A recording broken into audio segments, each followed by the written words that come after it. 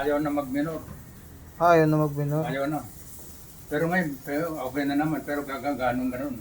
Pabago-bago lang. Bago-bago. Ngayon, pinagawa ko ito, pinalinis ko. Sabi kasi mekaniko, kanyan, yung throttle body, nilinis niya. Ang nangyari, nung nilinis, tinanggal yung hose doon. Naapektuhan yung pinapasukan ng hose doon, malambot na. Tubig, Oo, putang na. pingas. Kaya tinanggal lahat yan, pinalitan. Sige nga sir, start mo nga.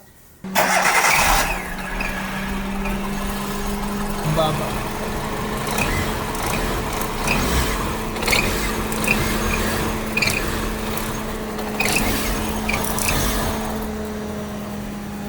Hanggang dito na lang muna ang video mga bossing. Inalam lang natin kung anong problema nito. At sa susunod naman, titingnan natin kung ano naman yung mga naging issue o mga sensor na problema nito. Nang sa ganun, malaman natin kung ano.